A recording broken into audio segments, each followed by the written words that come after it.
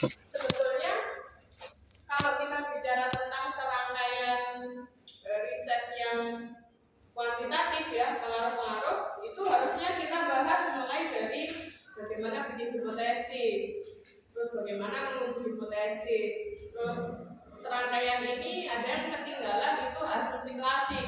Mulai dari asumsi klasik itu apa? Ada normalitas, heteroskedastisitas, linearitas, multikolinearitas, dan seterusnya. Ya banyak ya. Cuman ini nggak jadi bahasan kita karena dipecah jadi dua. Hanya punya 16 kali pertemuan, setengah semester untuk statistika dasar, setengah semester berikutnya ini yang mendukung atau mensupport riset.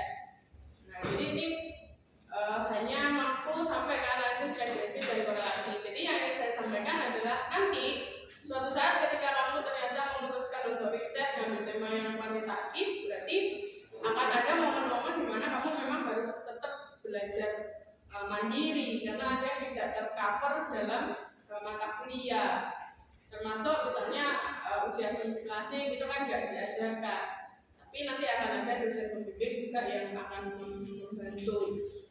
Dan sekarang juga ada tutorial di YouTube.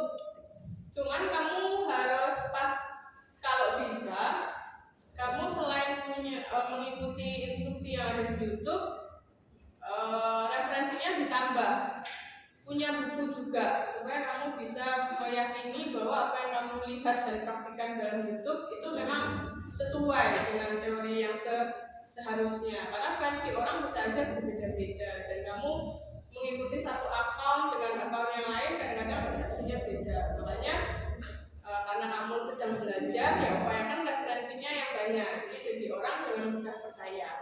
Jadi harus ada referensi yang dipakai untuk menguatkan akhirnya kenapa kok saya memutuskan sesuai dengan ini karena ada referensi yang semacam ini. Ya. Nah, sekarang sebetulnya prosesnya harus bikin kuesioner, uji validitas dan reliabilitas, harus memenuhi asumsi klasik. Jadi asumsi klasik itu harus dipenuhi dulu. Bebas multiko, bebas hetero, harus memenuhi asumsi normal dan sebagainya. Udah itu barulah kita masuk analisis regresi dan korelasi. Sekarang bedanya dulu. Kalau korelasi itu dalam bahasa Indonesia itu hubungan. Jadi memang analisis korelasi itu untuk menganalisis bagaimana sih hubungannya si variabel bebas sama variabel terikat ini. Memang tipe-tipe penelitian seperti pengaruh-pengaruh itu kan penelitian yang sebab akibat ya. Ada yang jadi sebab, ada yang jadi akibat, atau ada yang mempengaruhi, ada yang dipengaruhi gitu ya. Makanya ini korelasinya, hubungannya biasanya terbatas pada hubungan berpengaruh dan dipengaruhi.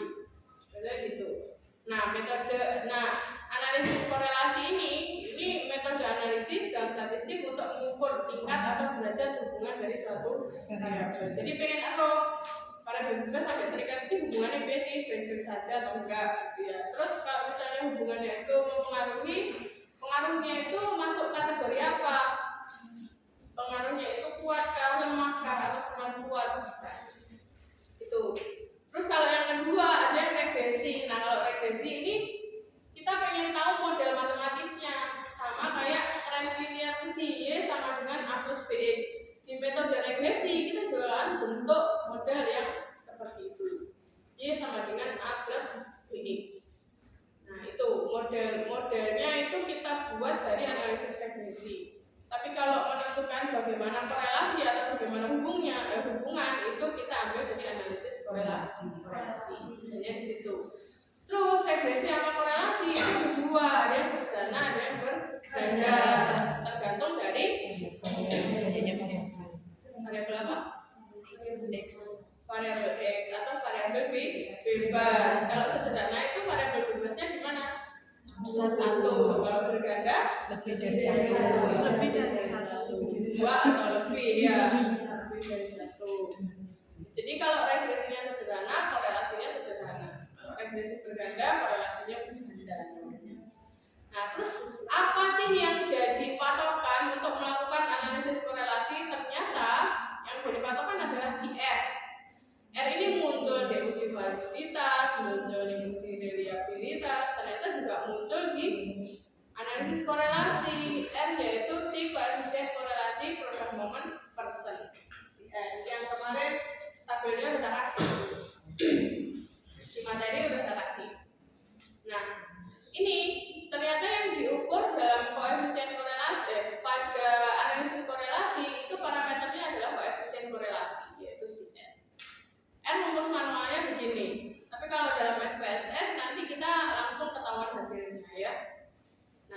tiga kemungkinan yang akan teman-teman jumpai ketika menginterpretasikan tentang analisis korelasi. Jadi nilai R itu pasti nilainya itu berkisar antara min 1 sampai 1. Paling kecil 1, paling kecil min 1, paling gede 1. Ya, jadi paling kecil min 1, paling besar 1. Tidak pernah kok ada nilai R itu 1, gitu ya, atau min 1, itu tidak ada. Jadi nilainya itu selalu 0, sekian. 0, sekian atau minus 0, sekian. Atau mungkin 0 atau maksimal min 1, maksimal 1, paling kecil min 1. Nah, ini kalau dilihat dari grafik itu, ini saya dapat dari penulis favoritnya kalian. Bapak Sugiono. Kalau kamu baca betulan, nah kan saya bilang saya punya bukunya Sugiono. Ini kalau kamu baca betulan ada yang seperti ini. Jadi selain menjelaskan bahwa nilai koefisien korelasi itu berkisar antara 1 sampai dengan 1, dia memberikan 3 kondisi. Pertama, ketika kamu mendapati nilai R itu positif. R positif itu berarti angkanya berapa? 0 sampai 1. Ya, itu kan positif. Berarti kalau nilai R-nya positif, berarti korelasinya namanya korelasi positif. Semakin ke kanan, berarti nilainya semakin kuat. Semakin mendekati 0, ya semakin lemah. Begitu juga dengan yang ketika R-nya itu negatif, berarti korelasinya korelasi negatif. Nilai negatif diperoleh dari min 1 sampai dengan 0. Ya, semakin ke kiri, dari 0 ke kiri, semakin ke kiri, korelasinya semakin kuat. Ya, kan nilainya dia korelasinya negatif tapi kuat. Kalau ke kanan positif tapi kuat. Semakin ke kanan semakin kuat, semakin ke kiri semakin kuat. Pokoknya yang lemah itu yang menuju ke 0. Ada juga kondisi di mana ketika kita nemuin nilai R itu kok 0. Berarti apa? Tidak ada korelasi. Ya, nggak ada hubungan nih. Nah, ini mungkin terjadi ketika kita melakukan riset yang variabelnya itu benar-benar baru gitu ya. Kalau teman-teman riset itu kan bukan variabel baru. Contoh kamu riset tentang kepuasan, paling variabel ini apa? Batas produk, batas pelayanan, gitu. Ini bukanlah hal yang baru. Biasanya memang hasilnya yang diperoleh dia berpengaruh. Nilai R-nya itu nggak pernah sampai nilai 0. Nggak pernah biasanya nilai R-nya itu mendekati 0 gitu, enggak biasanya. Kecuali apa ya? Misalnya yang pengaruh, misalnya gini, pengaruh kecantikan orang terhadap hujan. Ini kan kayaknya kok tidak saling terhubung. Soalnya cuaca ambil manusia. Mbok nek Mbak Rara itu terbukti sebagai orang yang mau bisa mengendalikan. Nah, itu bisa diriset tuh. Pengaruh apa ya Mbak Rara? Pengaruh ritual terhadap turunnya hujan. Nah, ini kan hal yang baru mungkin. Ini variabel ritual dengan turunnya hujan, ini dua variabel yang mungkin ini bisa saja terjadi R-nya sama dengan 0. Ya, karena memang belum ada penelitian yang mendahului. Ya, tapi kalau penelitianmu cuma ngomongin tentang kepuasan yang dipengaruhi oleh batas layanan, ini saya rasa ada banyak riset yang terdahulu. Dan riset-risetnya memang hasilnya mayoritas menunjukkan memang ada hubungan. Jadi nilai R-nya itu nggak pernah terjadi R-nya itu sama dengan 0. Sejauh ini ya, saya bimbing PA anak-anak itu nggak pernah sih. Nah, terus sekarang kita ke interpretasi. Jadi tantangannya kalau di kuantitatif itu nggak cuma ngomongin angkanya berapa, tapi makna dari angka itu apa. Pas kamu nemu kok nilai koefisien korelasi sebesar 0,81, berarti masuknya positif atau negatif? Dapatnya R 0,81 positif ya, karena mendekati nilainya 1 dari 0 ke 1 dia positif. Nah, maksudnya itu apa? Kalau positif itu secara hubungan ternyata dia memiliki perbanding lurus. Maksudnya apa? Kalau X-nya naik, Y-nya naik. Kalau X-nya turun, Y-nya turun. Misalnya harga sama keputusan pembelian. harganya naik, keputusan pembeliannya naik. Kalau harganya turun, keputusan pembeliannya turun. Itu kok nggak masuk akal gitu ya. Kadang-kadang kan kalau harga naik, keputusan pembelian turun. Karena orang lebih suka diskonan daripada upsale, daripada up price gitu ya. Jadi senangannya di sudo harganya daripada harus mengalami kenaikan harga. Tapi dalam riset ada yang seperti itu. Harga naik, keputusan pembelian meningkat. Kalau dalam riset betulan, kalian harus mencari alasan. Karena apa? Kok secara prinsip ekonomi kan jadi kalau harganya naik, permintaannya turun. Kok ini kok enggak? Ya. Kok melawan prinsip yang lain? Kamu harus bisa menunjukkan bahwa ada sesuatu hal yang berbeda di fenomena yang terjadi di lapangan. Misalnya apa? Kayak yang di riset contohnya kayak sing magang-magang nang TWC kan dulu pernah risetnya akhirnya ke Taman Wisata Candi itu Prambanan misalnya. Prambanan itu kan tiketnya sekarang berubah ya, ada dua aturan tiket, ada tiket yang naik candi, ada tiket yang pelataran. Orang yang tiketnya naik candi itu tiketnya lebih mahal dibandingkan dengan orang yang hanya ke pelataran dan sampai naik candi. Ini sebetulnya berhubungan dengan banyak hal. Karena candi itu dianggap sebagai situs yang bersejarah, umurnya sudah semakin tua, semakin sering dia diinjak, semakin dia tanahnya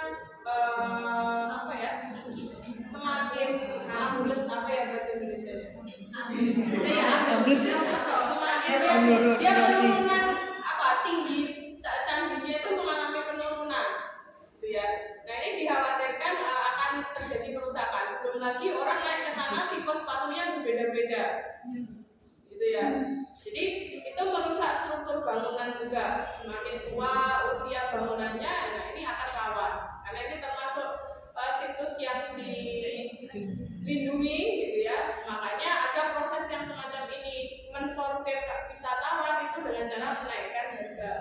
Jadi bagi orang yang mau aja, mau naik dengan nilai biaya yang lebih mahal. Tapi kalau misalkan nilai kepuasannya itu ternyata meningkat, bisa aja ya disebabkan karena value yang diberikan itu juga bertambah. Misal harganya naik diimbangi dengan nilai yang bertambah. Misalnya apa? Fasilitasnya ternyata juga ada peningkatan. Dengan kita membayar uang sejumlah itu, kita nggak cuma naik candi aja, ternyata kita mendapatkan fasilitas yang namanya untuk anak, misalnya, atau dapat fasilitas tour guide. Ini ternyata ada fenomenanya. Kenapa sih kok melawan prinsip ekonomi, harganya naik, tapi kok permintaannya naik juga, atau mungkin kepuasannya kok naik, padahal harganya naik, gitu ya. Yang umum-umum terjadi kan kalau harga naik, permintaan turun, kepuasan kadang juga turun kalau tidak sesuai dengan value. Nah, kalau misalkan riset yang seperti itu, maka kamu harus menunjukkan apa argumentasinya nih, fenomena yang ada di lapangan apa yang mendukung. Itu. Nah ini ya kalau berpengaruh positif. Kalau berpengaruh negatif bagaimana? Berbanding terbalik. X-nya naik, Y-nya turun. Ya kayak harga itu mau harga naik, jumlah permintaan turun. Tapi kalau X-nya positif biasanya kepuasan itu kualitas produk meningkat, biasanya kepuasan juga meningkat. Nah ini interpretasi yang harus dipahami. Kemudian untuk menentukan tingkat hubungan itu ada 5 kriteria. Jadi ini Pak Sugiono bisa nih. Di Pak Sugiono ada 5 kriteria. Kalau nilai R-mu itu antara 0 sampai dengan 0,199 itu sangat lemah. 0,2 sampai 0,399 itu lemah. 0,4 sampai 0,599 itu cukup kuat. Dan semakin lama dia semakin kuat. Ini berlaku juga untuk nilai R yang negatif. Kenapa? Karena negatif tadi kan semakin ke kiri ya kuat, semakin ke kanan juga kuat. Jadi misal kamu dapat nilai R itu minus 0,75, artinya dia apa? Korelasinya minus 0,75. Berarti korelasinya positif atau negatif? Negatif. Kalau dari segi tingkat hubungan dia masuk yang mana? Kuat ya. Karena dia masuk kelas yang keempat di antara Berarti meskipun negatif tapi dia korelasinya negatif tapi kuat. Nggak mesti nggak mesti lah negatif itu lemah, tapi karena memang tingkat hubungannya ini berlaku baik untuk nilai yang positif maupun nilai yang negatif. Tuh, ini F, koefisien korelasi. Lanjutannya koefisien korelasi ada yang namanya koefisien determinasi. Determinasi itu pangkatnya. Jadi koefisien korelasi dipangkatin 2. Contoh, kamu dapat koefisien korelasi 0,8, maka determinasinya adalah 0,8 pangkat 2. Ini lagi hitung manual. Jadi dapatnya 0,8 pangkat 2. Hasilnya 0,4. Biasanya koefisien determinasi dinyatakan dalam bentuk prosentase. Nah, ini bagi yang udah nggak baca jurnal harusnya sudah familiar sama koefisien korelasi sama determinasi. Nah, determinasi ini menunjukkan apa, Bu? Determinasi ini menunjukkan berapa sih prosentase besarnya variabel bebas bisa mempengaruhi variabel yang terikat. Misal kalau kepuasan itu dipengaruhi sama kualitas produk. Nah, ternyata dapatnya 0,75. Berarti 75% si kualitas produk ini bisa mempengaruhi kepuasan. Dari 75% ini kalau 100% full berarti masih ada sisa 25. Artinya 25% sisanya itu dipengaruhi oleh variabel yang lain yang mungkin saat ini nggak kita teliti. Ya kan penelitian kita terbatas. Kita pilih kan variabelnya cuma variabel bebasnya aku kayak misalnya cuma kualitas produk. Padahal kan kepuasan dipengaruhi banyak hal. Mungkin pelayanannya, mungkin harganya, atau mungkin kesesuaian harapannya atau apalah gitu. Variabel X-nya itu banyak. Nah, ini kalau koefisien determinasi ini menunjukkan besarnya pengaruh antara variabel bebas terhadap variabel terikat. Biasanya dinyatakan dalam bentuk prosentase. Terus sekarang terakhir baru ke regresi. Regresi itu ada 2 kemungkinan. Ada regresi yang sederhana melibatkan 1 variabel bebas. Ada regresi yang berganda melibatkan 2 variabel atau lebih ya. Rasio 3, rasio 4, rasio 5 itu namanya tetap bebas. Nah, ini regresi linear berganda. Itu sederhana. Nah, ini nanti kalian akan diminta untuk bikin skema seperti ini dan memberikan penjelasan. Ya. Jadi variabelnya diganti dengan variabel-variabel yang kalian gunakan. Kalau misalnya variabel bebasnya cuma 1, ya pakailah regresi linear sederhana kayak gambar 1. Kalau variabel bebasnya itu lebih dari 1, pakailah yang gambar 2. Misalnya ada 3, ada 4, tinggal nambahin aja simbolnya, sesuaikan. Nah, sekarang kalau perhitungan secara manual kamu hampir sama dengan si metode trend linear yang di forecasting tadi. Y sama dengan A plus BX. Kalau tadi kan Y sama dengan A plus BT. Nah, ini A plus BX. Karena kita kan pakai X sebagai variabel bebas, Y-nya sebagai variabel terikat. Kayak tadi kan pendapatan, Y-nya T-nya itu adalah periode waktu. Kalau ini enggak. Nah, terus nanti di sini itu yang kalian akan temukan kalau pada analisis regresi itu ya bentuk ini. Ini namanya model matematis. Jadi ini koefisien korelasi kamu analisis korelasi kamu nemu koefisien korelasi dan koefisien determinasi.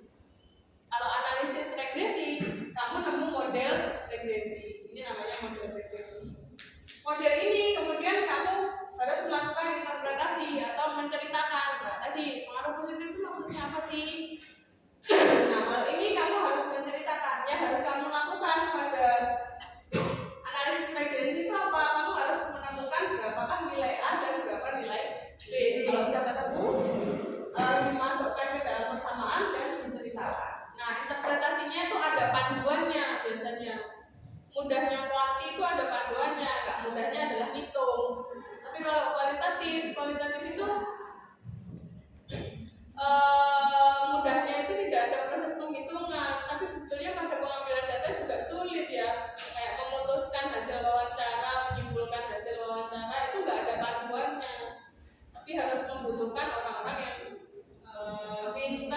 bisa menarasikan hasil wawancara yang harus bisa menyampaikan secara objektif, gitu ya. Nah, ini sulitnya kuali seperti itu. Jadi baik kuantitatif maupun kualitatif itu dua-duanya ada tantangannya. Nah, terus panduan interpretasinya gimana Bu? Yang ini ya, kita mulai dulu dari sini. Misalnya ini si Y-nya adalah, ini contohnya. Nah ini ya. Nanti kamu cek. Di sini ada volume penjualan, ada laba bersih. Kira-kira X-nya yang mana? Apakah volume ataukah laba? Yang jadi X.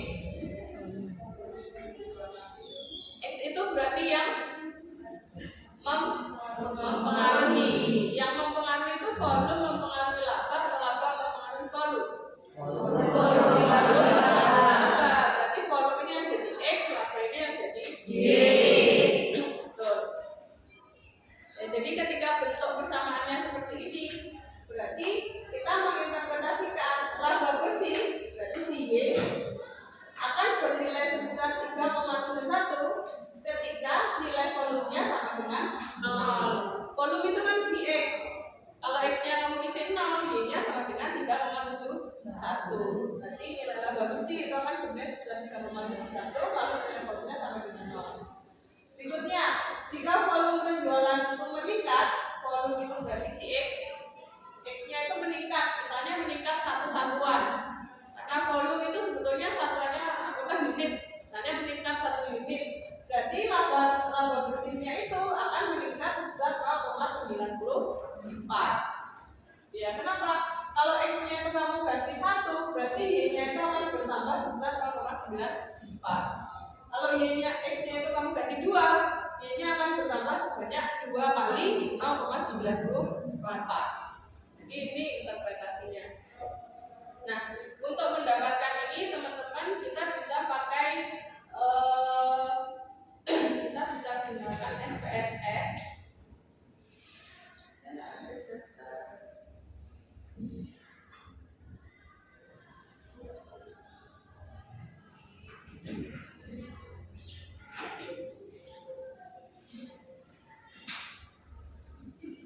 Nah ini ya, nanti kamu kalau udah nyebarin kuesioner pasti nemu model yang seperti ini, yang seperti yang saya bilang minggu lalu juga. Kamu akan membuat tabel yang kayak begini. Ini adalah butir-butir pernyataanmu yang akan kamu uji validitas sama reliabilitasnya. Validitas kan satu persatu, kalau reliabilitas kan bisa 1 kali proses. Nah, terus bagian yang kuning-kuning ini kita buat sendiri karena tidak muncul ini. Ini kita buat sendiri.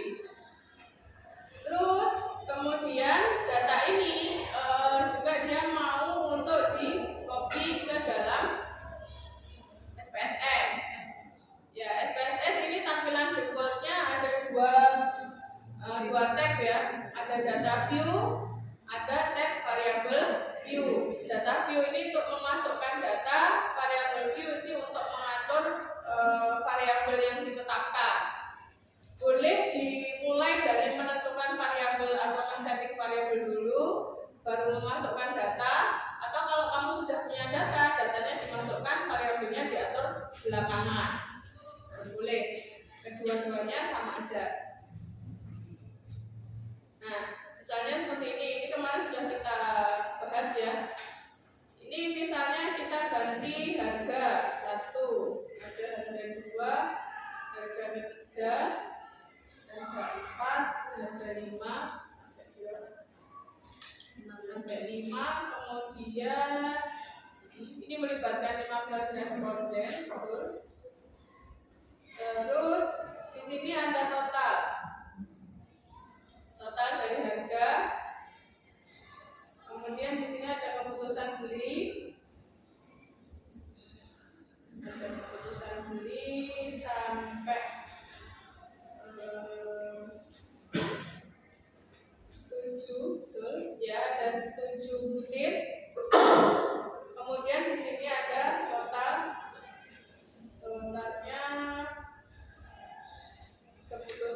asli. Di sini desimalnya kita nolkan.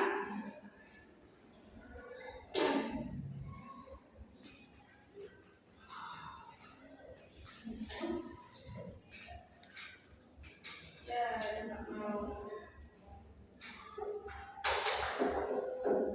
Misalnya,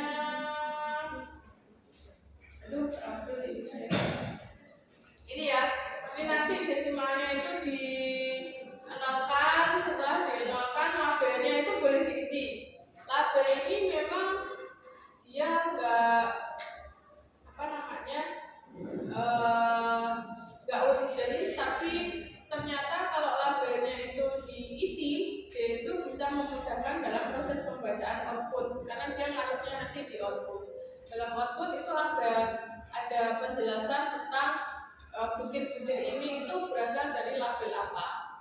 Misalnya kamu menunjukkan keterangan, oh ini adalah nilai dari harga yang total, oh ini nilai dari keputusan beli yang total, gitu ya. Tuh, sudah support.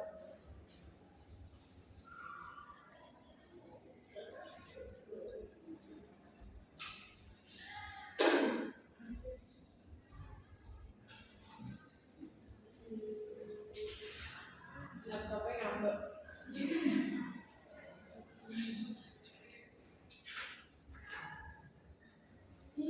Tak mau.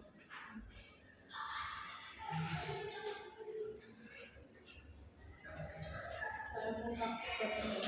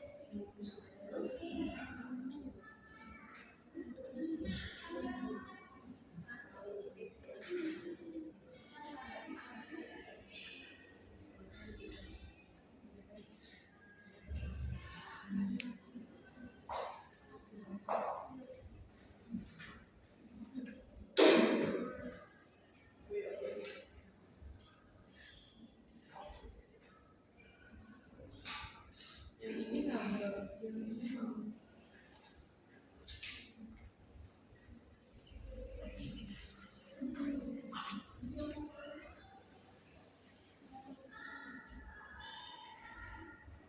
Nanti kalian pada saat kuis maupun UAS pas kita melakukan pengambilan nilai, teman-teman juga ada proses demonstrasi seperti ini ya. Jadi mulai dari kamu menjelaskan data Excel yang semacam ini, itu data apa.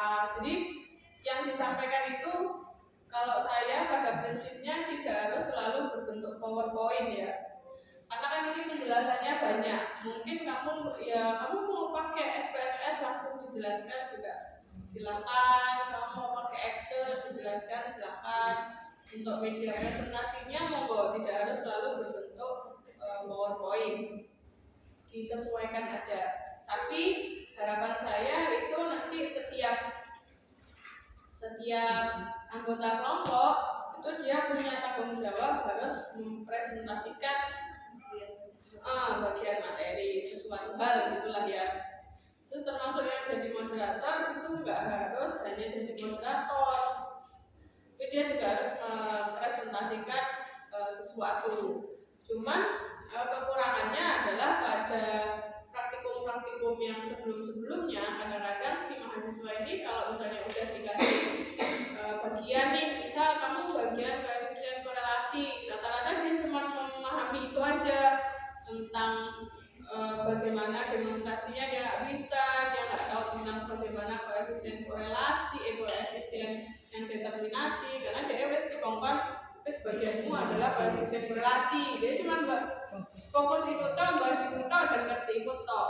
Sayangnya kalau misalnya nanti di tugas akhir itu serangkaian semuanya itu harus dikerjakan oleh satu orang. Jadi saya berharapnya sih kalian nanti sebelum melakukan presentasi itu belajar bersama dulu untuk saling mensupport, karena tidak menutup kemungkinan nanti saya pengennya pengambilan nilainya itu hanya yang ada di dalam kelas hanya saya dan kelompok itu. Nanti selebihnya itu gantian, makanya nanti mungkin akan saya jadwalkan misalnya per 20 menit ganti kelompok. Nanti kelompoknya urutannya silahkan teman-teman yang mengacak. Kalian aja yang mengajak, saya tinggal menerima pertama kelompok berapa, kedua kelompok berapa, dan seterusnya. Dan tidak menutup kemungkinan saya akan menanyakan satu atau dua hal. Nah, ini kalau teman-teman bisa saling menjawab dan saling mensupport, ini kan bisa menjadi nilai tambahan. Ya. Kita mau ngambul sampai.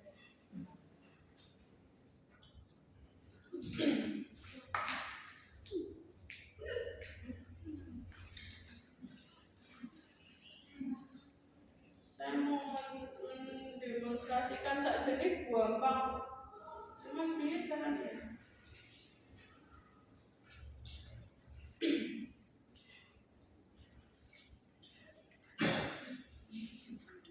Nggak mau kayaknya laptopnya.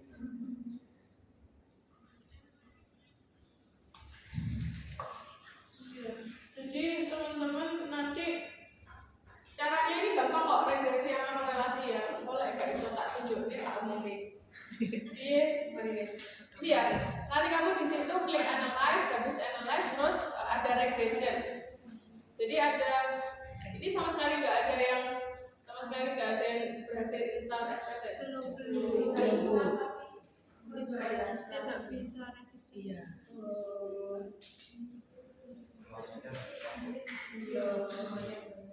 Kalau boleh menjaluk aku ini. Nanti pakai ini aja.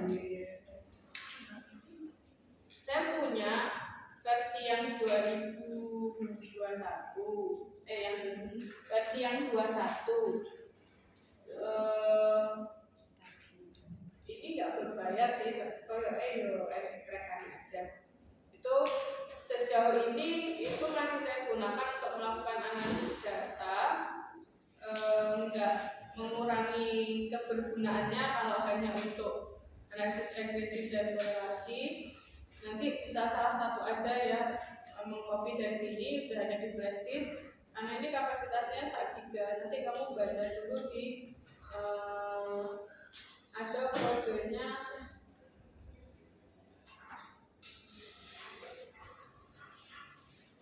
Ini dibaca di sini ya. Di reviewnya ini dicek, situ ada pas muncul license itu yang dimasukin. Mana aku menunjukkannya ini? Ya teman-teman, nanti ini menunya ada di sini ya. Nanti cekkan dulu. Ini menunya ada di analyze, habis analyze terus habis itu regression. Habis pilih regression itu ada menu linear. Karena kita kan regresi yang linear, analyze, regression terus linear. Nanti masukkan nilai si variabel bebas itu ke independen. Jadi independen itu kan bebas, maka nilai dari variabel bebas itu masukkan ke independen. Untuk nilai dari variabel yang terikat masukkan ke dependen. Jadi nanti yang kamu masukkan itu adalah nilai total dan total, x total dan y total. Kalau kemarin kenapa nggak kita hanya masukkan y total? Karena kalau uji validitas itu kan yang diperiksa masing-masing butir pernyataan. Tapi kalau untuk regresi ini udah ngomongin variabel. Jadi yang menggambarkan variabel x itu adalah total jawaban dari semua butir pernyataan tentang variabel x. Makanya ini kan dapatnya sum. Jadi jumlah dari x1, x2, x3, x4, x5 ini total. Sini juga sama. Jadi nanti yang x ini dimasukkan ke independence, yang ini dimasukkan ke dependent. Bedanya begitu. Terus nanti tak cari linknya aja kalau gitu tutorial. Nanti kamu akan mendapatkan bentuk yang kayak begini. Sajane nang Excel iki yo siksa. Nanti kamu di SPSS akan mendapatkan bentuk persamaan yang serupa. Tapi persamaannya itu tidak langsung bentuknya persamaan. Ada tabel yang harus dibaca. Luarannya itu sama seperti kayak analisis validitas, kan ada tabel yang harus dibaca. Kita sendiri yang membuat bentuk persamaan begini. Angka-angkanya diambil dari tabel-tabel itu. Tuh. Nah, mungkin akan coba saya ulang di next video kalau nggak bisa ini. Baca ini. Terus nanti kamu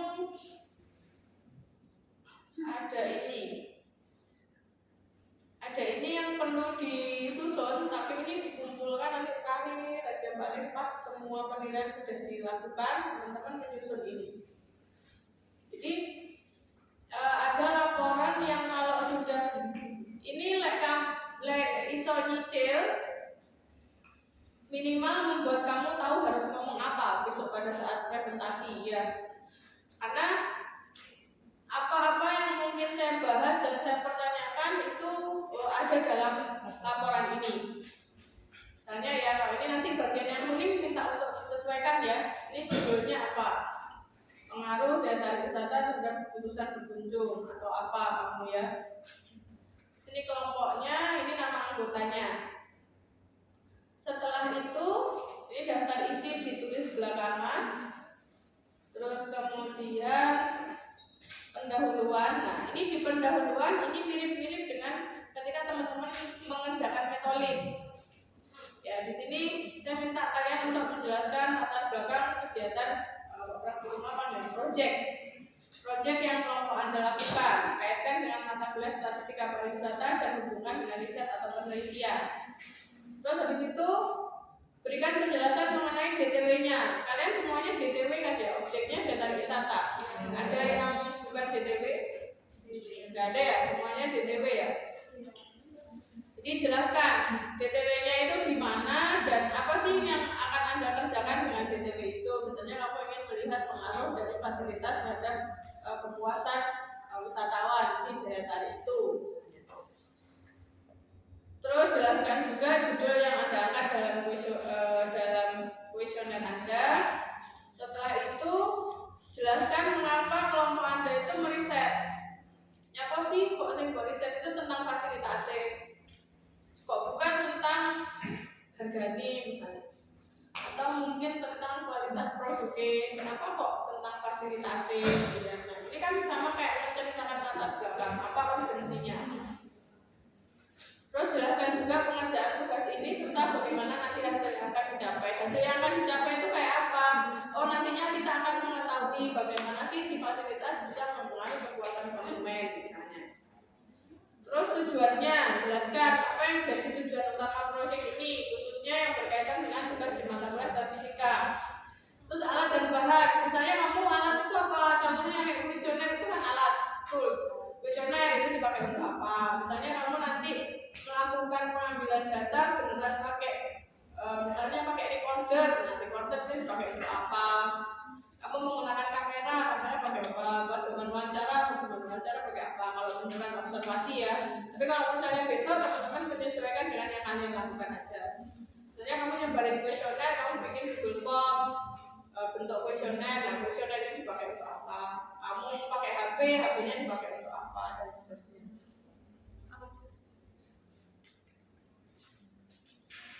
Terus ada lokasi. Sebutkan lokasi mana saja yang Anda datangi saat menyelesaikan proyek ini. Kalau instruksi saya kemarin kan nyebarin kuesioner, kita pakai simulasi aja. Mau nyebarinnya misalnya di kampus, kamu mau menyebarkan di luar kampus juga silahkan. Kalau mau melibatkan lokasi-lokasi lain itu silahkan.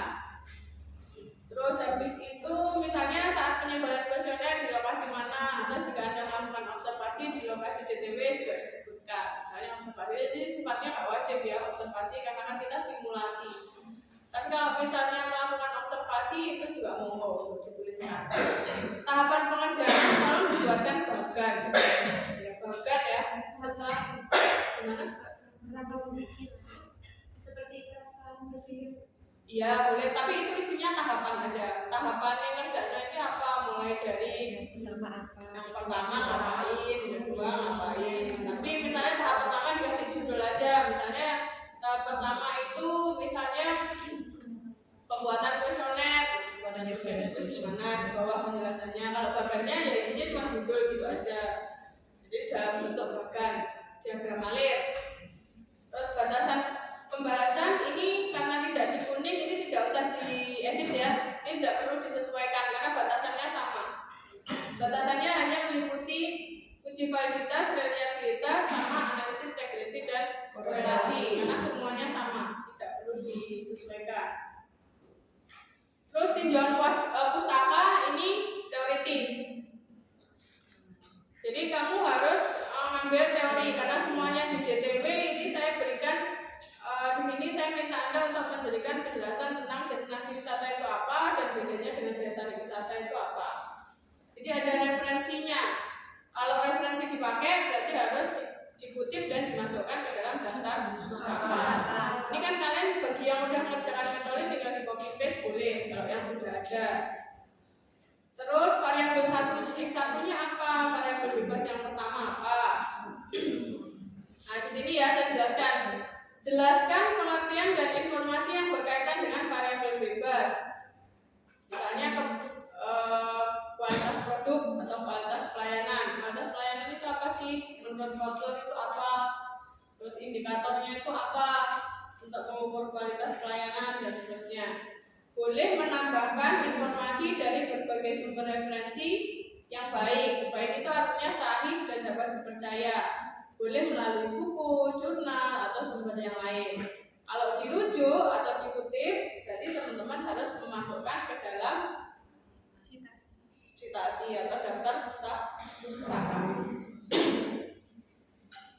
Ini enggak mas yang enggak main medley ya enggak apa-apa. Kamu menulis pakai medley? Iya. Kalau kamu pakai medley malah boleh, kalau enggak pakai ya enggak apa-apa. Ini variabelnya sesuai dengan yang teman-teman gunakan ya, enggak sederhana ya cuma satu, kalau berganda ya sampai berapa X. Terus variabel Y juga gitu. Kok Y satu ya? Y-nya kan cuma satu. Y aja. Terus habis itu, nah ini skema hubungan yang saya bilang tadi.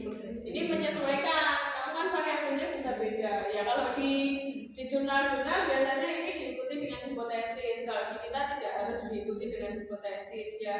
Berikan aja penjelasan dari ini kamu mau ngapain sih sebenarnya, skema ini tuh maksudnya gimana, gitu aja. Jadi kita akan melakukan penelitian tentang bagaimana pengaruh daya tarik, fasilitas dan aksesibilitas terhadap kepuasan wisatawan. Daya tariknya itu diukur dari indikator ini, fasilitas dari indikator ini dan seterusnya. Jadi di riset betulan ini setelah skema hubungan di bawahnya itu ada hipotesis. Cuman sayangnya karena hipotesis tidak kita bahas, di bawah ini tidak harus berisi hipotesis. Boleh dijelaskan dari aspek yang lain aja. Terus berikutnya ada hasil. Lokasinya ini disebutkan.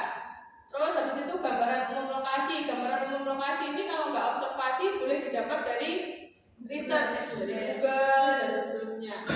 Kalau ada dokumentasi boleh dimasukkan di situ ya di dokumentasinya. Terus kemudian berikutnya adalah hasil penyusunan kuesioner yang saya minta teman-teman bikin kemarin itu loh, yang diminta kirim juga tapi belum diperiksa. Nah itu bisa masukkan ke sini. Kan udah dibentuk variabel indikator pernyataan. Ini tinggal di copy paste. Habis itu hasilnya. Nah ini silakan didiskusikan. Responden untuk validitas reliabilitas maupun analisis regresi itu syarat minimal kalau sesuai dengan statistika itu 30. Tapi kamu nanti silakan tentukan kamu mau pakai teknik sampling apa. Nah, itu bisa aja saya tanyakan besok. Terus berapa banyak? Kalau minimal 30, kamu kok cuma ngambil 30, emang kenapa? Pakai teorinya siapa? Nah itu silakan disiapkan. Kan boleh aja pakai solvit. Misalnya mau kamu ngambil 100 kan juga boleh. Saya syaratnya adalah minimal 30. Ya, karena syarat statistik minimal 30. ini. Terus respondennya harus yang gimana? Oh, misalnya orang yang sudah harus pernah berkunjung, atau orang yang harus sudah melakukan pembelian produk, atau yang harus sudah mendapatkan pelayanan. Misalnya kalau ngomongin tentang kualitas pelayanan terhadap kepuasan, berarti harus ngerasain pelayanannya dulu dong, gitu. Atau gimana? Nah, ini kok deskripsi no. Terus gambaran umum responden. Gambaran umum responden kamu kan kemarin sudah bikin tuh umur. Suruh ngisi toh namanya siapa, umurnya berapa, ada yang asalnya, ada yang gajinya atau apa itulah ya. Nah, itu gambaran-gambaran dari data demografi itu masukkan ke sini. Tapi dalam bentuk penyajian. Jadi udah dalam bentuk tabel atau dalam bentuk diagram. Tapi ingat pada saat kita diskusi tentang penyajian data dulu, dalam penyajian data, setiap ada penyajian data kamu harus memberikan sudut pandang. Jadi harus ada dijelaskan apa nih yang mau kamu jelaskan dari grafik ini tuh apa sih yang ingin kamu infokan kepada pembaca itu apa. Terus di sini hasil ujinya. Ini jelaskan aja dulu langkah uji validitas di SPSS itu gimana, terus screenshotan hasilnya. Ini juga sama, reliabilitas, korelasi, determinasi, sama regresi. Terus baru di sini dibahas. Kalau di sini hasil, di sini pembahasan itu kalau pembahasan artinya interpretasinya. Kayak misalnya uji validitas nih, validitas biasanya kalau di TA itu ya yang mudah. Validitas kan kemarin caranya tahu valid atau enggak itu kan dibandingkan nilai yang di SPSS dengan nilai yang di tabel. Ya kan ada nilai tabel, ada nilai hitung. Nilai hitungnya harus lebih gede dari nilai tabelnya. Itu buatkan gini aja. Nilai hitung, nilai tabel supaya kita bisa membandingkan. Di kolom yang paling kanan itu hasil. Berarti bisa disebutkan valid, tidak valid, valid, tidak valid, valid, tidak valid. Dalam bentuk tabel itu biar singkat. Jadi harus dibahas satu persatu. Kalau butir pernyataanmu ada 30 bisa lama ini. Makanya dibikin aja tabel. Terus uji reliabilitas. Reliabilitas kamu boleh pakai. Kemarin ada di materi itu ada begini. Ada nggak ya di sini?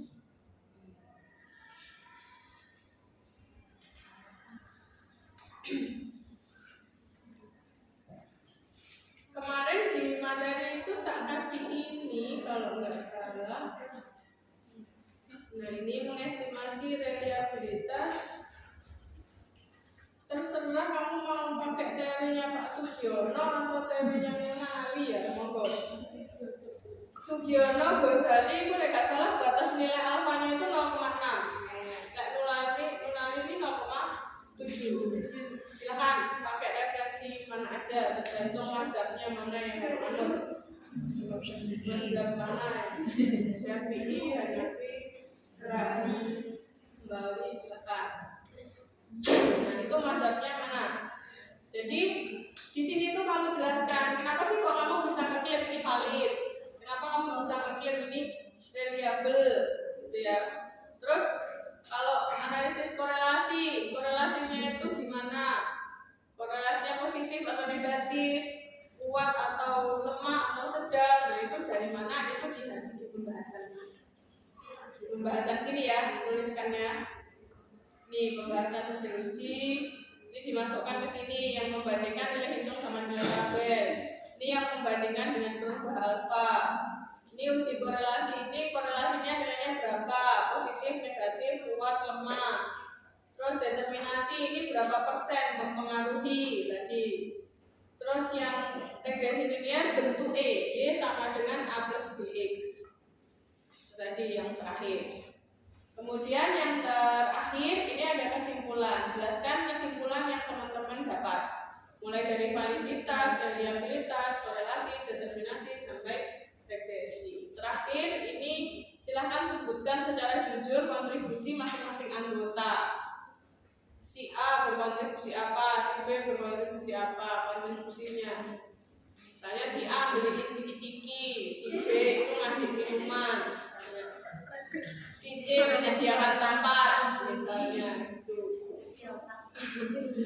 Ya, nah nih. Terus kalau ada dokumentasi, kasih ya teman-teman, minimal dokumentasinya adalah pada saat kamu nyebarin kuesioner. Ya kalau ke 30 orang ya dokumentasinya nggak harus 30 ya. Jadi ya perwakilan aja yang didokumentasikan. Dapus sesuai kaidah ya, ngikut metolit aja. Gimana metolit? Lek buku piye, lek jurnal piye, terus data spreadsheet yang belum di screenshotkan di atas, hasil ujian PSS yang belum di screenshotkan di atas masukkan sini. Kalau udah ada di atas terus nggak usah dimasukin. Terus data spreadsheet itu yang dimaksud yang ada di Excel ini.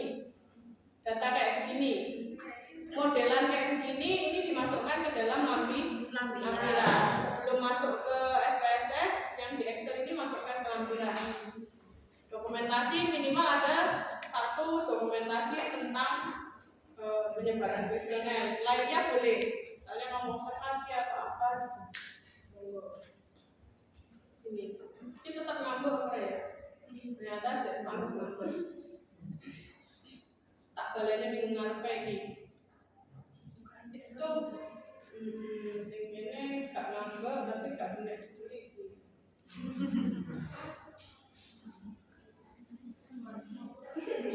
Oh bener. Kayaknya saya gak kuat paling laptop.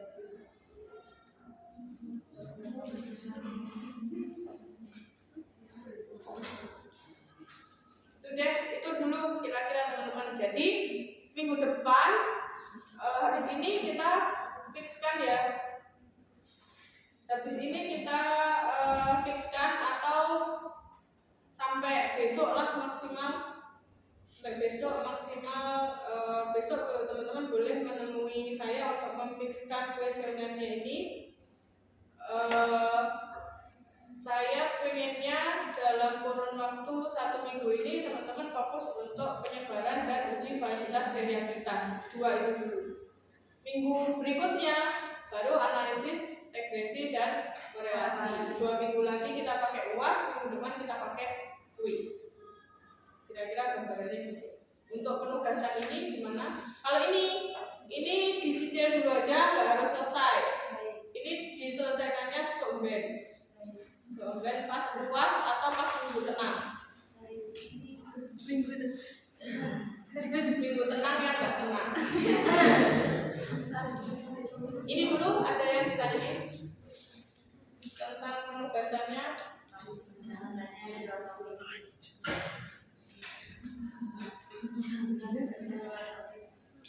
Tentang penugasannya ada yang di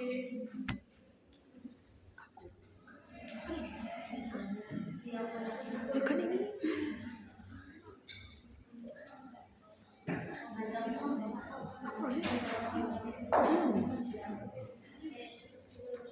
ini nanti tak kasih link aja ya.